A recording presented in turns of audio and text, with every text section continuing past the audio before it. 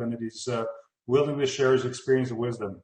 And, before this meeting, we're commenting about the fact that, my last presentation, I was actually, Dr. Wyman was chairing that at the WAS in Hawaii, and that was a little bit over a year ago. And, it's amazing how much the world has changed in the past year. And sitting there in Hawaii, we could have never imagined that it would have changed like this. So did my slide advance? Because I can't see on here for some reason, but did it advance? My slide? Yes? Okay, perfect. Yes. So anyway, I cannot think of a better example than the need for biosecurity than the current COVID pandemic, which has affected all of us. And whether it's COVID, which affects humans, or white spot, which is one of the many diseases that affect shrimp, we all have learned the importance of biosecurity over the past year. And, for us humans, we have to wear a mask, we have to socially distance ourselves, we have to wash our hands. If we're sick, we must isolate or quarantine ourselves. And many of these same lessons that we've learned now as part of, being humans affected by disease and being affected by a disease that's transmittable, that's the same thing, the same rules apply to aquaculture. And, we've been talking about biosecurity for many years, and it's something that a lot of people are concerned with, and a lot of people have implemented, and a lot of people are, trying to do. But, there's really no better time than now to be able to say, look, we need to take biosecurity seriously. We need to make this a priority for our company.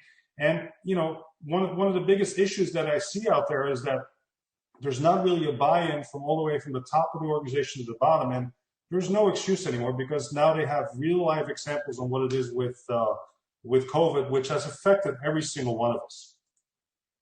So, when we talk about biosecurity, there's many different forms that it takes. And there's, the main focus of biosecurity is that you have to look at all the vectors of how can disease get into your facility. And so you have feed, and you have animals, and you have environment, and you have water, and there's a lot of different things that come affected.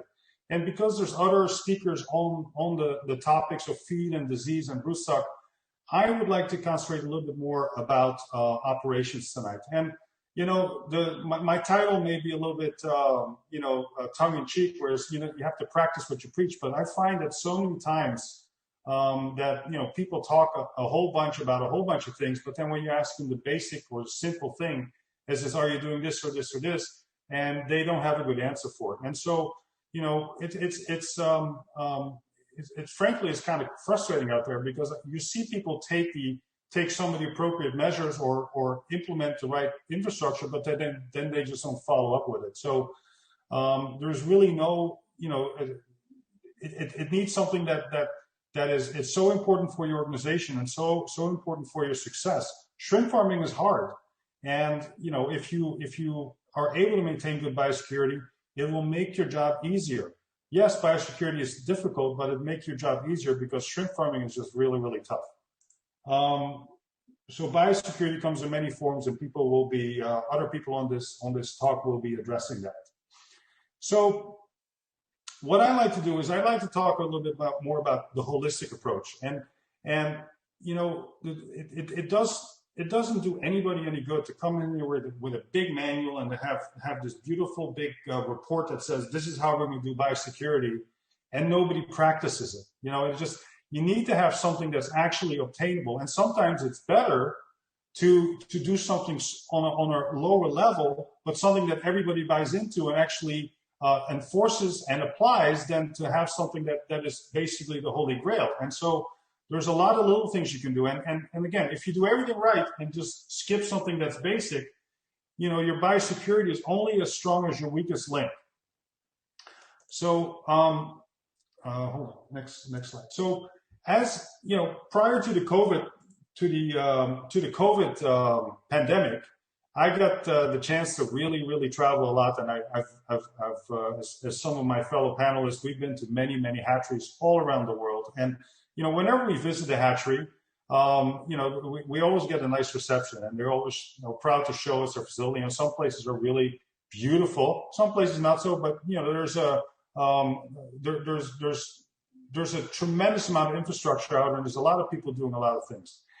And it's been kind of amazing to me, because I would go and visit a beautiful hatchery, and they say, okay, you got to change your shoes, you got to wash your hands, and sometimes have to put on a hazmat suit.